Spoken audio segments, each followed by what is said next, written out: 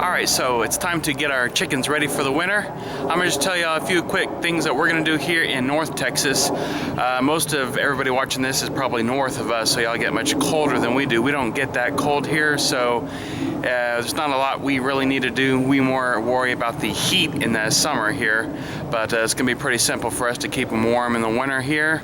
So let me just show you a few things that we're going to do to keep them nice and warm and healthy through the winter. First, a few things that you can do is also feed them before they go into their house at night is some scratch.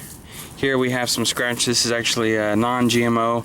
My focus is to try to give them all non-GMO feed and scratch. So you can see this one here does not have any corn in it. And also, you can also give them corn, but it's going to be hard to find a non-GMO corn. So always look for it if you can. I have found some actually that is non-GMO. This has actually been crushed up a little bit. Easier for them to eat. The scratch and corn, this will help them keep warm through the winter night, as it takes a lot longer for their this to break down into their system. As long as they make sure they have some grit to eat with this and water, always make sure they have plenty of water. And then also for the if you have younger chickens like we have, we can feed them some of these dried mealworms. This has a lot of protein here and will also keep them a little bit warmer in the winter before they go into their house and roost at night. So there's a few things we're going to do here as far as feeding them. And also another thing, if it gets really cold outside, we got a heat lamp. They recommend to get the heat lamp that is not a 250 watt. Alright, the 250 watt is for the baby chicks that have just been hatched. We want we don't want to be roasting our chicken at night, so we got a this is a 175 watt chicken light that's red, tinted red. It's not so harsh to them versus the regular light heat lamp light. They recommend getting the tinted red heat lamp. It works much better. We've tried it, we've had both, and this red tinted light is much better, not so bright. And just make sure you get one. This one here is the 175 watt, so don't get one that's 250 for the keeping their run or coop warm in the winter. This is going to come on automatically for us. I've got this here I found, which is I've never seen before. It's pretty cool.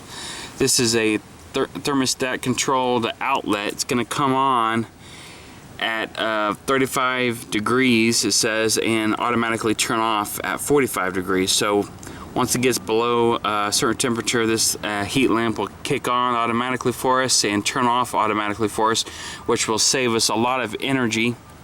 So we won't have to be coming out here turning it off and turning it on when we think we need it. This thing's going to save energy hopefully for us, as these are 175 watt light bulbs, put out quite a bit of electricity, and they put out some heat. So this is pretty cool. I found this. We're going to try this out and hopefully save some money on our light. We won't need these lights very much at all here in Dallas, because it doesn't get that cold that often, but when it does, they'll have a little warmth to run to during the day or at night if needed, and we'll let them choose on that. So there is a quick few things that we're going to do to keep our chickens healthy and warm through the winter.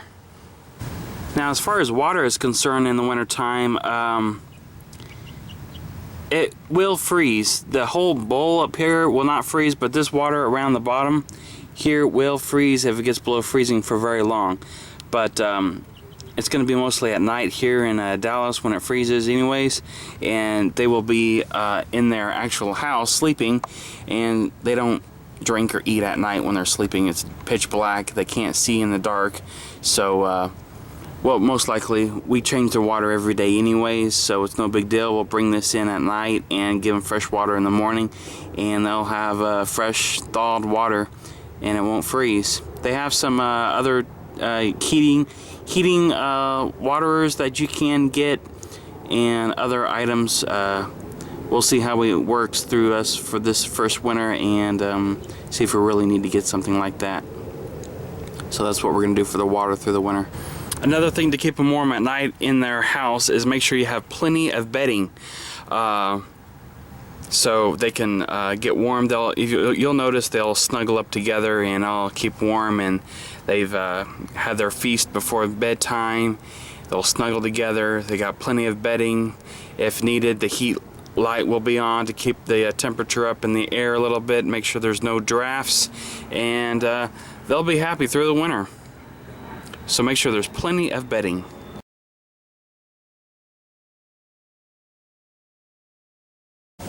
Now for the feeds that we've been feeding our chickens, there's several different feeds we found locally here made in Texas.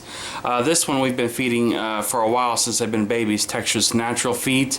As you can see here, this is a non-soy, non-GMO.